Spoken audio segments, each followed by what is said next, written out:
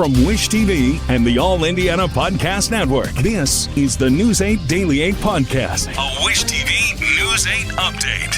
Hi, this is Hannah Mordeau, and this is your News 8 Daily for Monday, September 16th.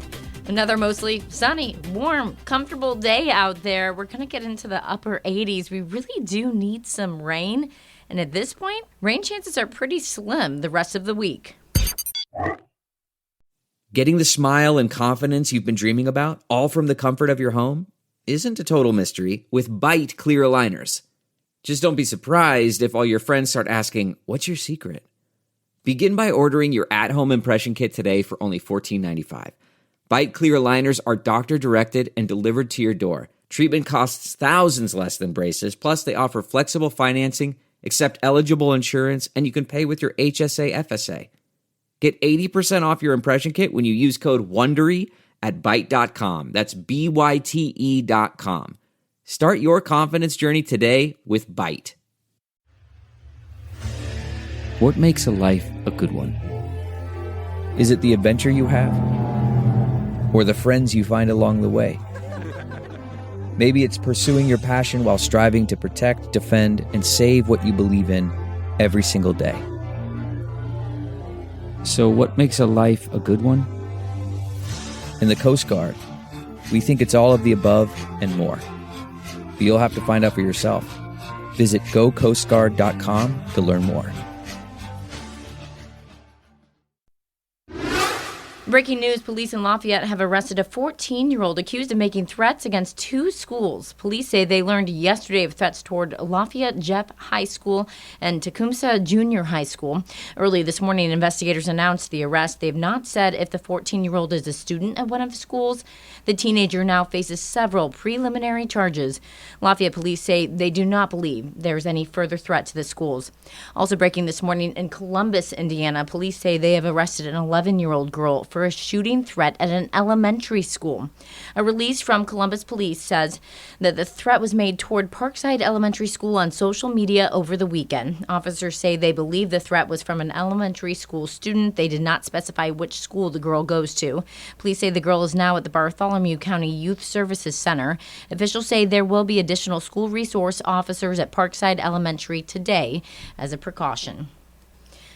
We're learning more this morning about the man detained for what the FBI is calling another assassination attempt of former President Donald Trump.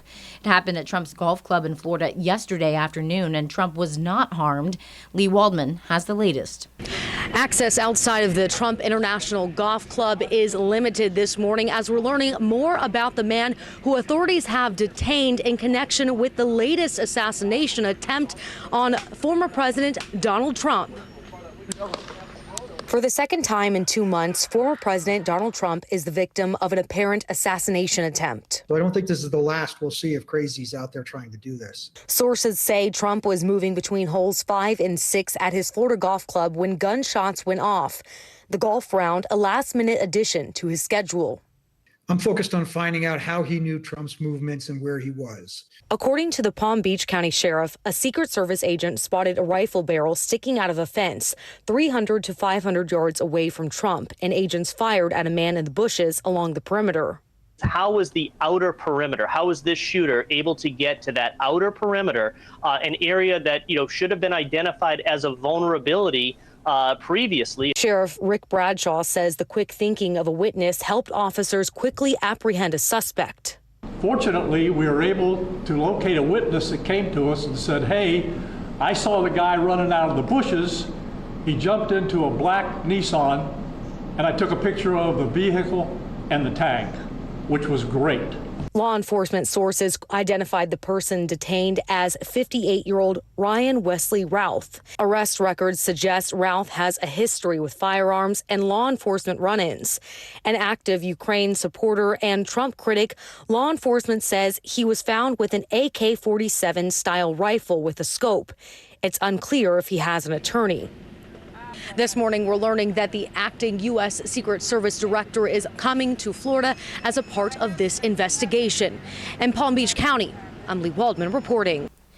The suspect's son is weighing in. In a statement, Orrin Routh calls his father loving and hardworking and says he hopes things have been blown out of proportion. Several new reports say Ryan Wesley Routh has a complicated political past. CNN reports he claimed on social media to have voted for Trump in 2016, but had since become a frequent critic. Routh was also outspoken in his support for Ukraine, to the point of claiming he would go there and fight.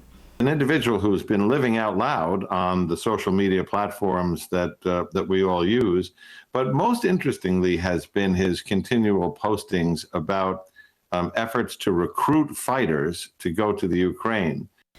Several law enforcement officials have anonymously confirmed Routh as the suspect, but so far, no agency has done so publicly. IMPD says a man is critically hurt after a squad car hit him. It happened yesterday afternoon at Michigan Road, just south of 86th Street. Investigators say an on-duty IMPD officer in a marked car was turning south out of the parking lot and hit the man as he was on foot crossing Michigan. IMPD says the officer is not hurt and went to the hospital for a blood draw, which is a standard step in crashes where someone is badly hurt. A heads up for the next time you're driving at night in the already construction-clogged northeast side. It gets even more complicated this week. NDOT is set to begin nightly ramp closures at the I-69 and 465 interchange tonight. News 8's Hernan Gutierrez tells us what they're working on. Construction crews will be placing beams for a new bridge that will be added to I-465 here on the east side of Indianapolis. That means for the next 2 nights, the southbound I-69 ramp to South I-465 will be closed starting tonight at 9. It'll reopen just in time for the morning rush hour tomorrow morning at 6 in the morning. They'll close it again tomorrow night and reopen it Wednesday morning at the same times. This also means that the 82nd Street ramp to I-69 North will be closed tomorrow from 9 p.m. to 6 a.m. Wednesday morning. The work also brings lane closures to 2 ramps tomorrow night. The I-465 North to I-69 North ramp will be down to 1 single lane. And on Wednesday night, while the I-69 South to I-465 South ramp will be open, it will be open with only 1 lane. This is all a part of NDOT's Clear Path project, which started in 2023. This overpass will be one of 14 bridges added to a reconfigured I-69 I-465 interchange. NDOT says the work aims to improve traffic flow and safety. As with any construction zone, NDOT urges you to slow down and drive with caution in any of the Clear Path project areas. The Clear Path website says that this phase of construction should wrap up by 2025.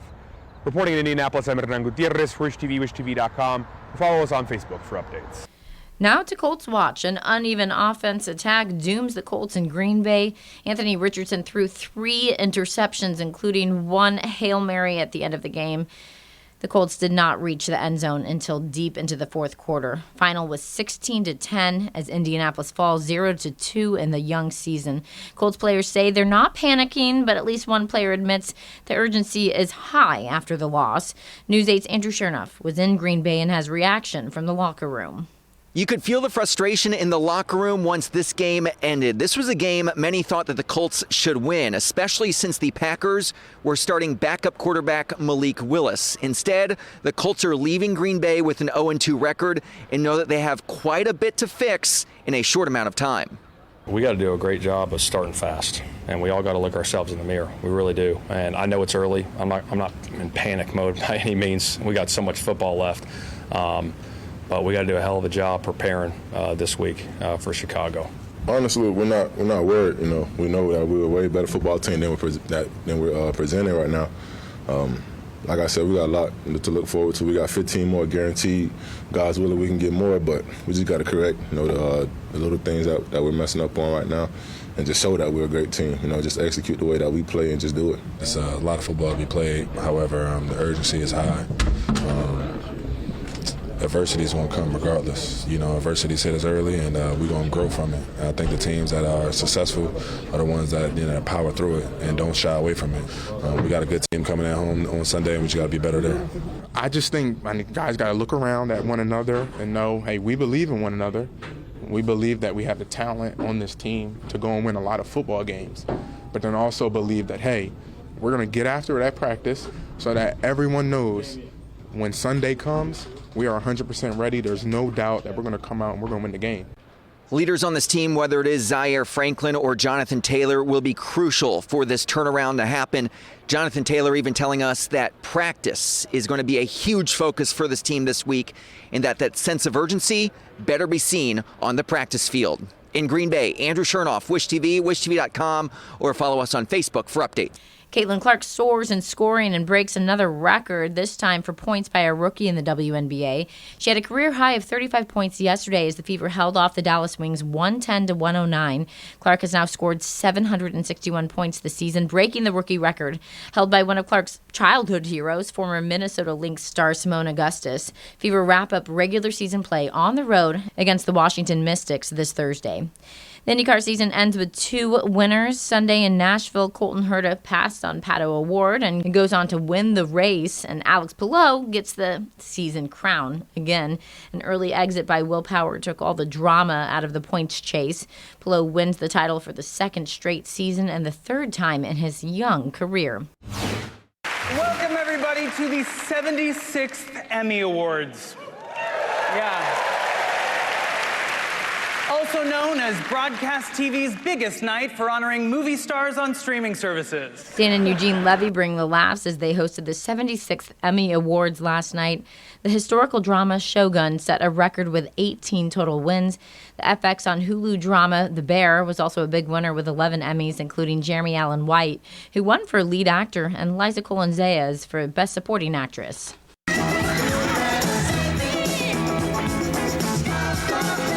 A member of one of Indiana's most famous families has died. Tito Jackson was one of the Gary-born brothers who became international superstars as the Jackson 5. Tito was long seen as the quiet Jackson, but his guitar work set him apart from his siblings. His sons followed him into entertainment. They announced his death late yesterday. The Jacksons have been on tour and had a show scheduled in Cincinnati in November. No word if it will go on without him. Tito Jackson was 70 years old. Check your Powerball tickets. The Hoosier Lottery says a $50,000 winning Powerball double play ticket has not been claimed. Someone bought the ticket in Rensselaer in April at the Smoke Shop on South College Avenue. Tickets winning numbers are 16, 19, 56, 59, 66 with a Powerball of 14. The ticket matches 4 of those numbers. Lottery says the winning ticket must be claimed by October 3rd at 4:30 p.m. This has been your News 8 Daily. From Wish TV, I'm Hannah Mordeau. Watch us on wishtv.com and follow us on Facebook for updates. Whether you're scouring business financial sites or listening to economics podcasts like this one till your ears ring, you'll find there's no surefire secret to successfully managing your company's finances for the future. It turns out you might just need to pair with PNC Corporate and Institutional Banking, whose team of dedicated relationship managers bring 160 years of experience, pragmatic advice, and an array of tools and tech to scale to any size business. In fact, they're so tuned in to what you need, they knew you'd be listening to this podcast. As for that ringing in your ears, that's the brilliant sound of success. PNC Bank. Brilliantly boring since 1865. PNC and PNC Bank are registered marks of the PNC Financial Services Group, Inc., PNC. Copyright 2024, the PNC Financial Services Group, Inc., all rights reserved. This is the News 8 Daily 8 Podcast, a Wish TV News 8 update on demand. For even more, on demand and on the go. Connect with Wish TV on Facebook at wishtv.com and on the free Wish TV mobile app. Thank you for listening. And be sure to like, subscribe, and follow this podcast for updates every weekday morning on the All Indiana Podcast Network and wherever you get your podcast.